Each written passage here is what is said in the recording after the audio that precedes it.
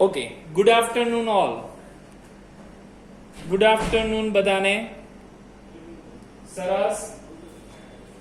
આજે આપણે આગળ જે ટોપિક, વેરી ગુડ, સરસ, ગુડ આફ્ટરનૂન.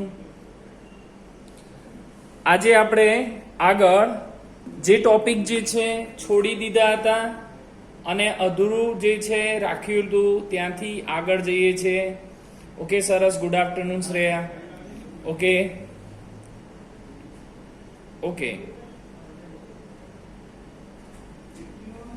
ઓકે ફરીથી દરેકને ફરીથી ગુડ આફ્ટરનૂન. બરાબર.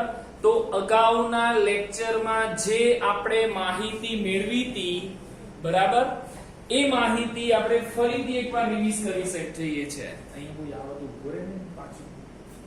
ઓકે, તો પહેલું કે આપણે અહીંયા જોવાનું છે મેટર. મેટર મીન્સ દ્રવ્ય, અને દ્રવ્ય જે છે દ્રવ્યનું આપણે વર્ગીકરણ કરેલું. બરાબર. તો દ્રવ્ય જે છે દ્રવ્યને આપણે વ્યાખ્યાયિત કરવું હોય તો કેવી રીતે વ્યાખ્યાયિત કરી શકાય એની પણ આપણે થોડી ઘણી માહિતી મેળવેલી. બરાબર. એટલે કે કોઈ પણ વસ્તુ કે જે દળ અને જગ્યા ધરાવે છે તેને દ્રવ્ય તરીકે આપણે ઓળખીએ છીએ. બરાબર. તો આ એક વ્યાખ્યા છે અને આ જે વ્યાખ્યા છે એ વ્યાખ્યાને આપણે દ્રવ્ય જે છે દ્રવ્યની વ્યાખ્યા કહીએ છીએ. તો અગાઉ આપણે દ્રવ્ય જે છે દ્રવ્યનું વર્ગીકરણ પણ પાડેલું, પણ દ્રવ્ય જે છે દ્રવ્યને આપણે વ્યાખ્યાયિત કીધું હતું કે કોઈ પણ પ્રકારની વસ્તુ, ચાહે કે પછી એ સજીવ હોય, એ અવકાશમાં પોતાની ચોક્કસ સ્થાન જગ્યા રોકે છે, જે પોતે ચોક્કસ દળ ધરાવે છે. દાખલા તરીકે મારું વજન 80 કિલો છે, તો 80 કિલો જે વજન હોય તો બરોબર છે કે સાહેબ જે છે અવકાશમાં ચોક્કસ પ્રકારનું દળ ધરાવે છે. હું જ્યાં ઊભો રહીશ એ જગ્યા જે છે જગ્યા મારી જગ્યા છે, અને આ જે જગ્યા જે પદાર્થ રોકે છે એ પદાર્થને આપણે દ્રવ્ય કહીએ છીએ. વિદ્યાર્થી મિત્રો, દ્રવ્યની બાબતમાં ડિટેલમાં આપણે આગળ 5મો પાર્ટ જે છે સ્ટેટ ઓફ મેટર એની અંદર વિશેષ ચર્ચા કરીશું. તો આગળ આપણે વર્ગીકરણ જે છે વર્ગીકરણ ઉપર જતા રહીએ છીએ કે દ્રવ્ય જે છે દ્રવ્યનું વર્ગીકરણ મુખ્યત્વે બે ભાગમાં કરેલું. બરાબર.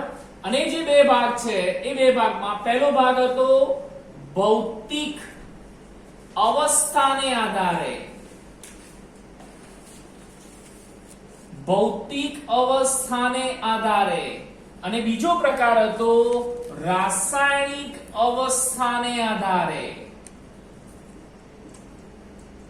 બરાબર.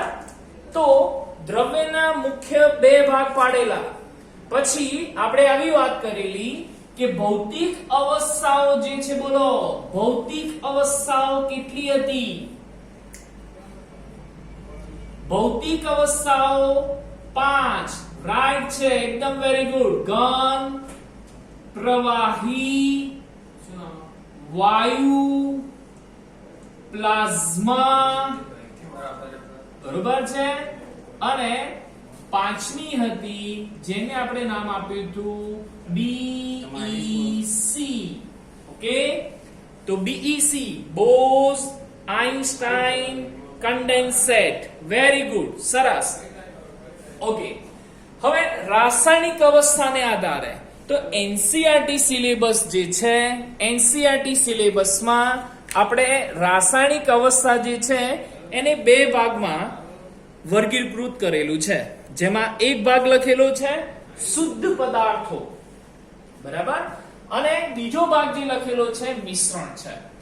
એટલે કે આ જે વર્ગીકરણ છે એ સ્થૂળદર્શીય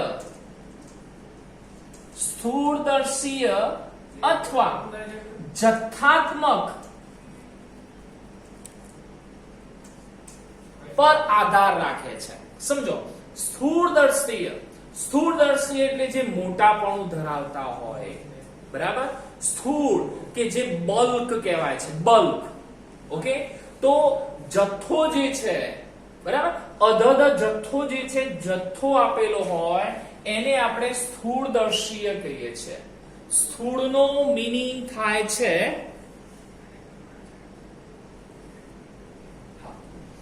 સ્થૂળદર્શીયનો અર્થ થાય છે મોટાપણું, જાડાપણું, બલ્ક ક્વોન્ટિટી, બરાબર. તો આ જે બલ્ક ક્વોન્ટિટી છે એના આધારે એને અહીંયા એનસીઈઆરટી માં બે ભાગ પાડેલા, જેનું નામ છે શુદ્ધ પદાર્થો અને બીજું છે મિશ્રણ. હવે તમને ખ્યાલ હશે કે સ્થૂળ પદાર્થો જે છે, સ્થૂળ પદાર્થના પણ આપણે બે ભાગ પાડ્યા હતા, જેમાં આપણે અહીંયા વાત કરી હતી કે પહેલું છે તત્વ, બીજું છે સંયોજન અને ત્રીજું કયું પાડ્યું હતું? મિશ્રણ, બરાબર. તો મિશ્રણ જે છે, મિશ્રણના પાછા બે પ્રકાર. તો મિશ્રણ જે છે, મિશ્રણના બે પ્રકારો છે. એક છે સમાન દ્રાવણ અથવા સમાન મિશ્રણ અને બીજું છે વિસમાન દ્રાવણ અથવા મિશ્રણ. ઓકે, તો એ મેં દ્રાવણ શબ્દ પણ બોલ્યો. તો આ જે છે આટલી બાબત આપણે ગયા પિરિયડમાં લાસ્ટ ટાઈમ જે છે એની અંદર ચર્ચા કરેલી. ઓકે, તો હવે નેક્સ્ટ આપણે અહીંયા ભણીશું આજે કે ઘન, પ્રવાહી અને વાયુ. બરોબર.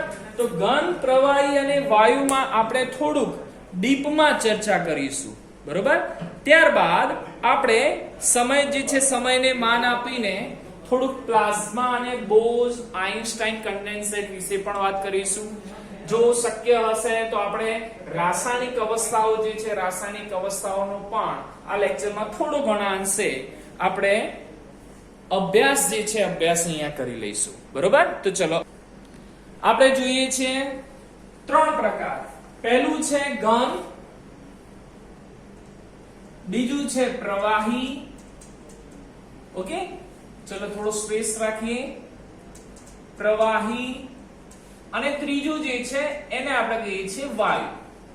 ઓકે, તો ચલો ઘન, પ્રવાહી અને વાયુ ની પહેલા આપણે આકૃતિઓ દોરી દઈએ.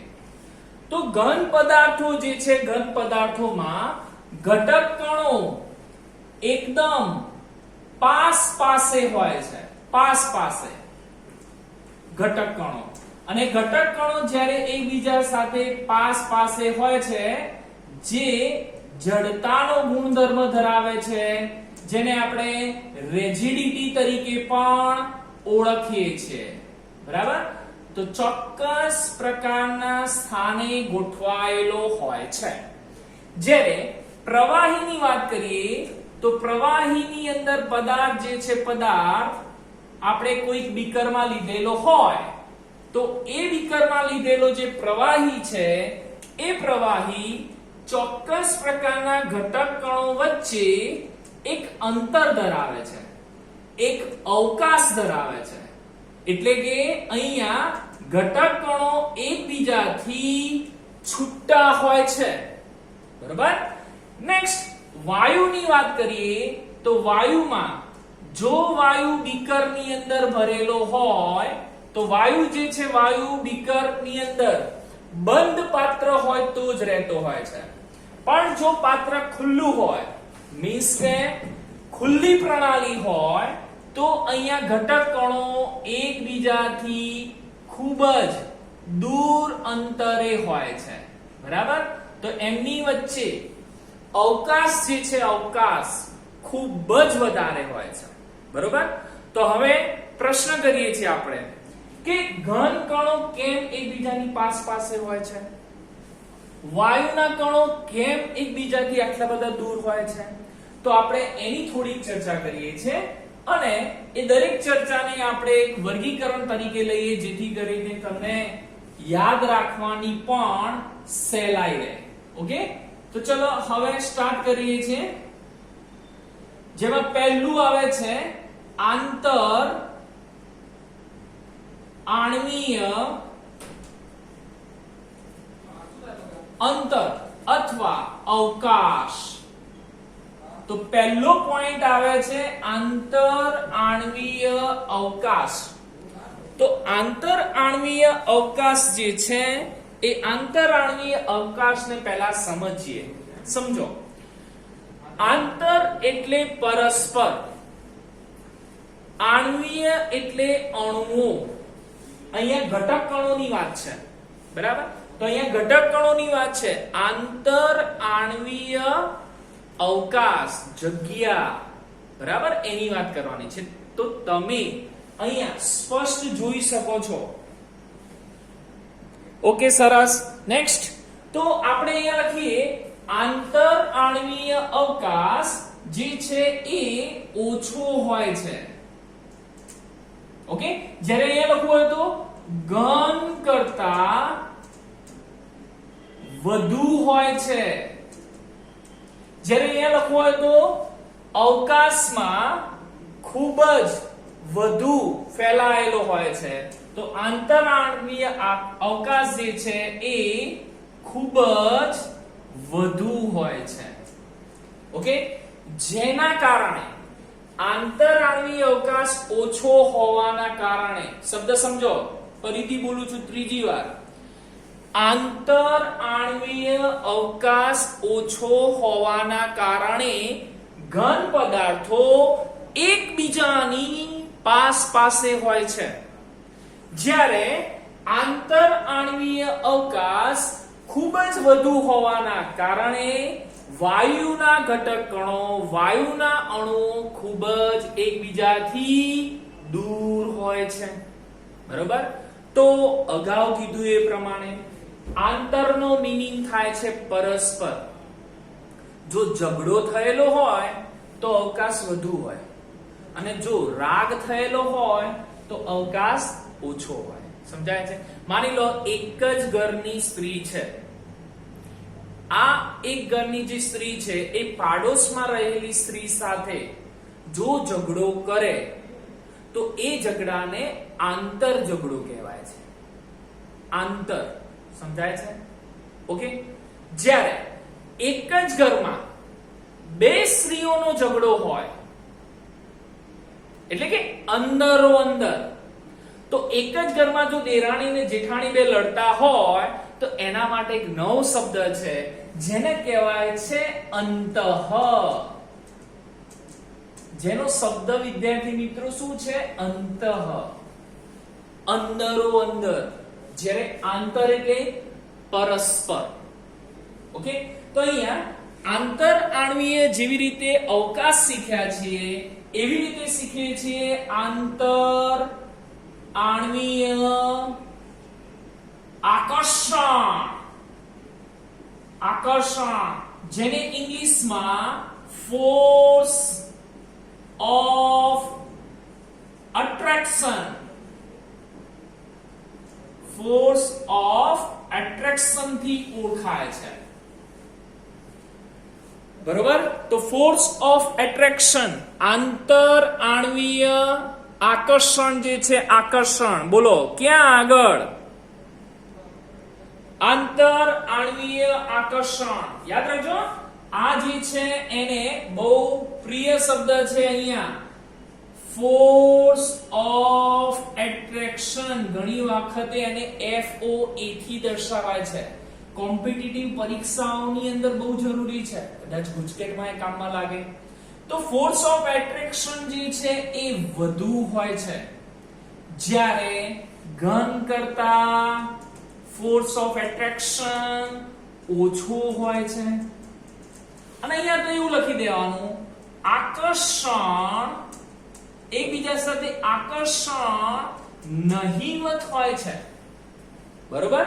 તો આ બે કારણોના લીધે આંતર આણ્વીય અવકાશ અને આંતર આણ્વીય આકર્ષણના લીધે જ ઘન પદાર્થો પાસે હોય છે, પ્રવાહી પદાર્થો એનાથી દૂર હોય છે, અને વાયુ પદાર્થો જે છે એ એના કરતા પણ દૂર હોય છે. બરાબર. તો હવે કેટલીક બીજી મહત્વની બાબત ખ્યાલ આવ્યો કે નહીં? અવકાશ અને આકર્ષણ એકબીજાના વ્યસ્ત હોય છે. ગુજકેટ માટે અને કોમ્પિટિટિવ એક્ઝામમાં આ ખૂબ જ જરૂરી છે. ઓકે, તો ચલો અહીંયા સુધી નેક્સ્ટ જે છે નેક્સ્ટ પોઈન્ટ તરફ જઈએ છે. ઓકે, નેક્સ્ટ પોઈન્ટ છે આપણો આકાર.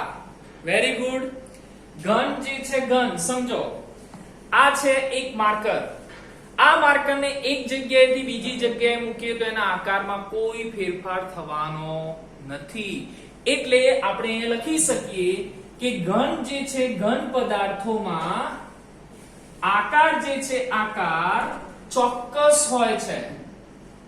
ચોક્કસ આકાર હોય છે. જ્યારે પ્રવાહીમાં બોલો, પ્રવાહીની અંદર સમજી શકાય છે કે જે પાત્રમાં ભરેલું હોય એના જેવો આકાર હોય છે.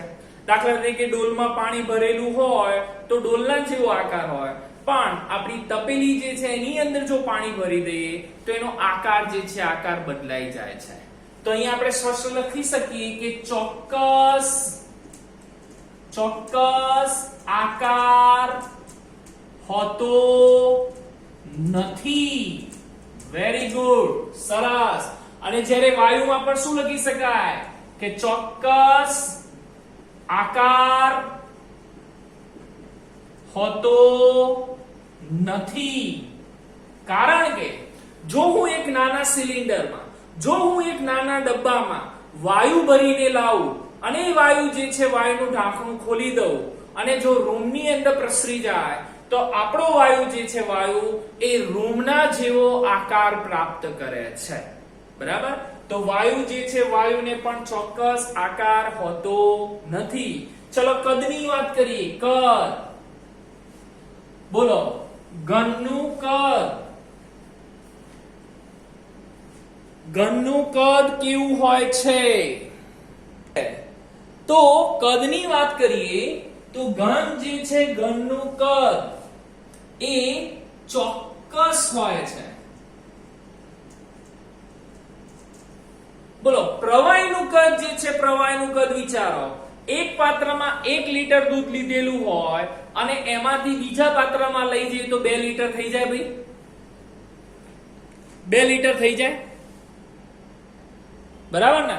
તો કદાપી પ્રવાહીને એક પાત્રમાંથી બીજા પાત્રમાં લઈ જવામાં આવે, બરાબર, તો કદ જે છે કદ એ ચોક્કસ જ રહે છે. એના કદમાં કોઈ ફેરફાર થતો નથી.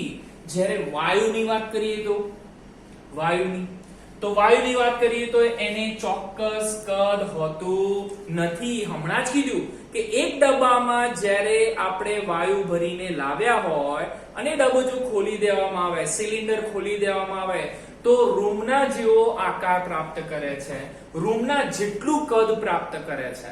તો કદ જે છે કદમાં શું થાય છે? વધારો.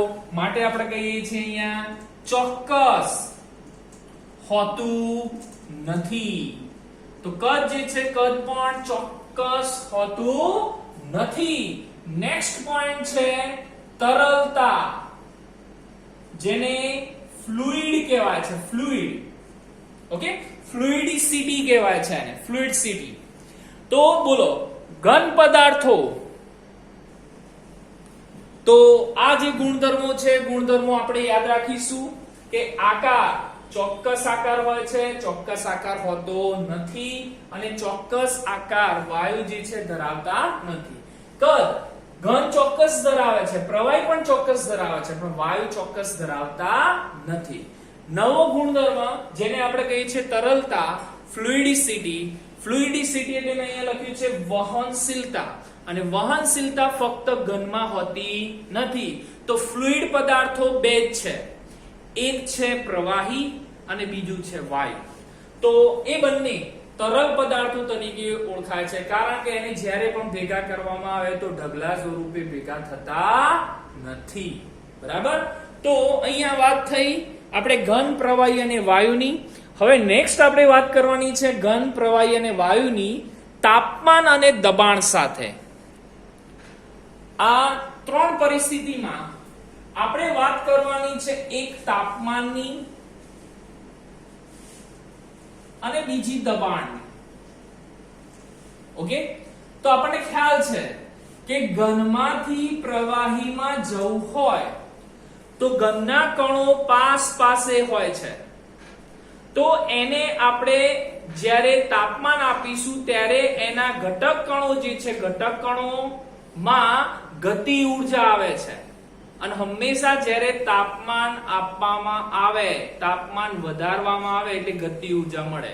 ફોર એક્ઝામ્પલ અત્યારનું બેસ્ટ ઉદાહરણ કે ગાડીની સીટ જો ગરમ થયેલી હોય, તડકામાં મૂકેલી હોય, જો એની ઉપર બેસવામાં આવે, સીટ કરવામાં આવે તો આપણને ખ્યાલ છે કે તરત જ આપણને ગતિ ઉર્જા મળે છે, સીધા જ આપણે ઊભા થઈ જઈએ છીએ. એનો મીનિંગ કે તાપમાનમાં જેવો વધારો થાય તો ગતિ ઉર્જામાં પણ વધારો થાય છે.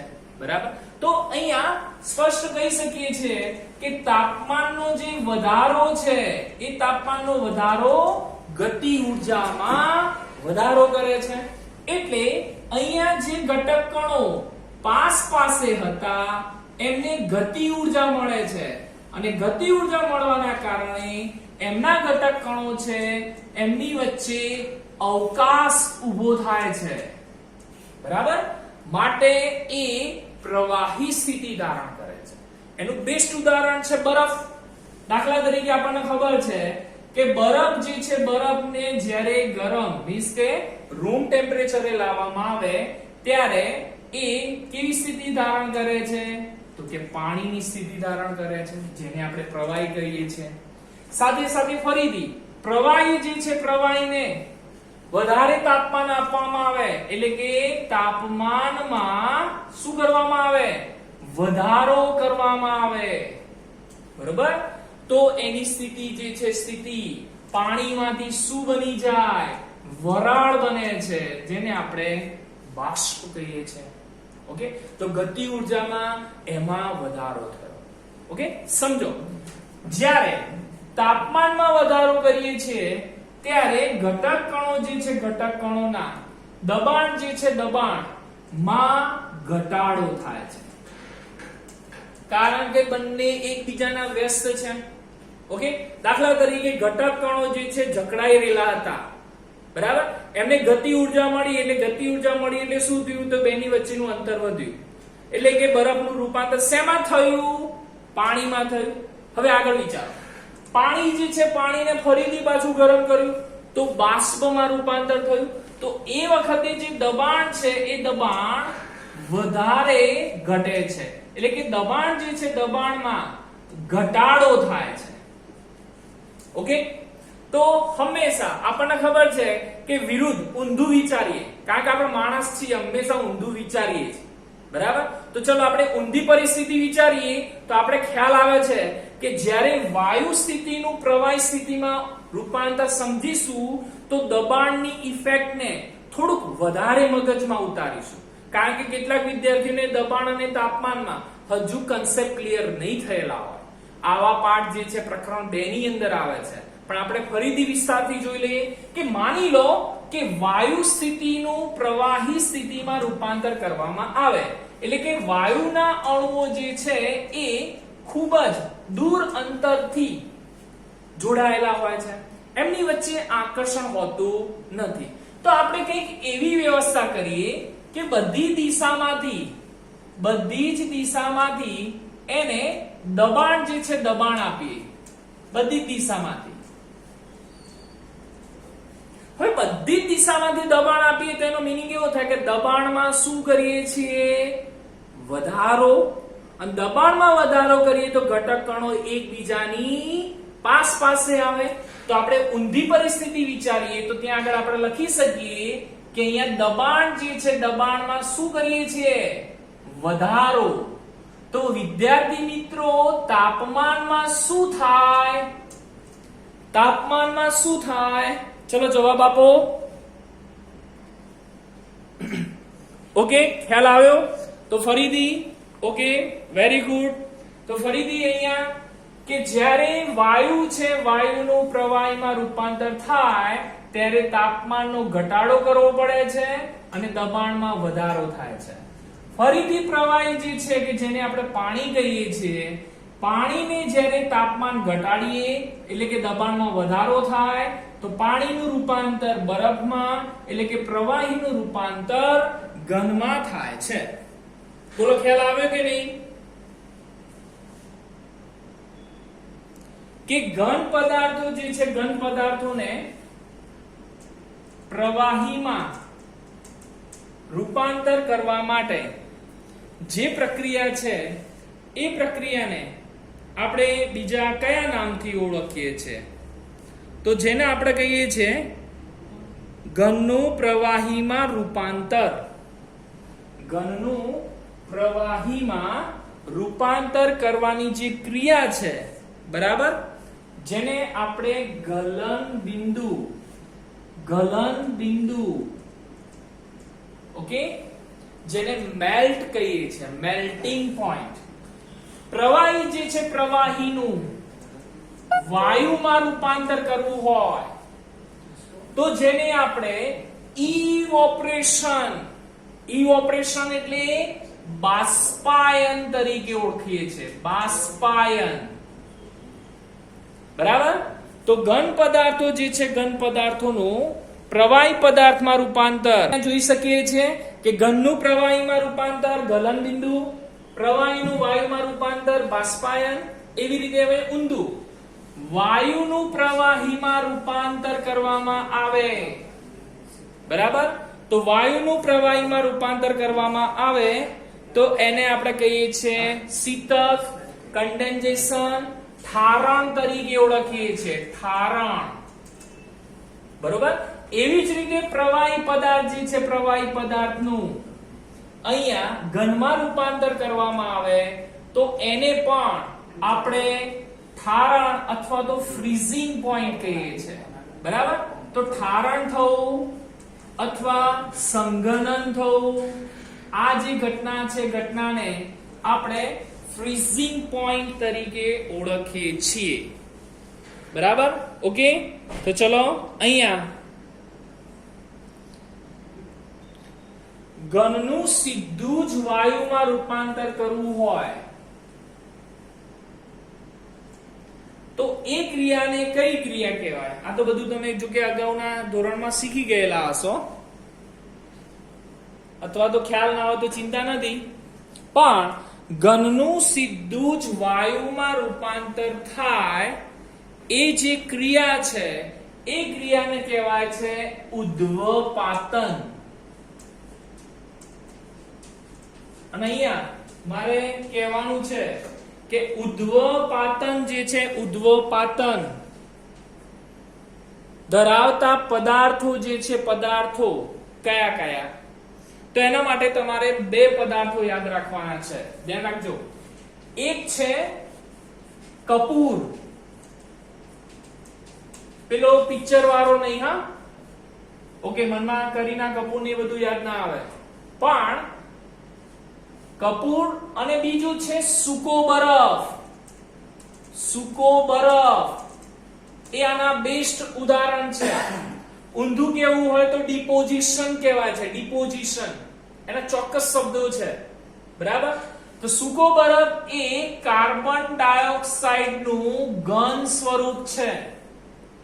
ઓકે, અને કેટલીક બાબત કે મેં તમને કીધેલી કે બોઝ-આઇન્સ્ટાઇન કન્ડેન્સેટ, ખ્યાલ છે ને? બોઝ-આઇન્સ્ટાઇન કન્ડેન્સેટ. સત્યેન્દ્ર બોઝ કરીને એક વૈજ્ઞાનિક હતા, સુભાષચંદ્ર બોઝ નહીં, સત્યેન્દ્ર. બીજા હતા આલ્બર્ટ આઇન્સ્ટાઇન. આ બંને ભેગા મળીને શીતક, ઠંડક, કે જ્યાં આગળ ટેમ્પરેચર -273.15 અંશ સેન્ટીગ્રેડ, જે આપણી પૃથ્વી ઉપર તો એટલું તાપમાન કદી મેળવી શકાય નહીં. પૃથ્વીની વાત કરું છું, હા. પૃથ્વીની બહાર જાવ તો થઈ શકે, પૃથ્વીના વાતાવરણમાં થઈ શકે નહીં. તો એ કન્ડેન્સેશનની જે વાત છે એવું અહીંયા કન્ડેન્સેશન -77 કેલ્વિન તાપમાને કાર્બન ડાયોક્સાઇડ વાયુ જે છે એ કાર્બન ડાયોક્સાઇડ વાયુનું ઘન સ્વરૂપ હોય છે, જે ઘનનું સીધું જ વાયુમાં રૂપાંતર કરે છે. બરાબર, તો અહીંયા સુધી રાખીએ છીએ.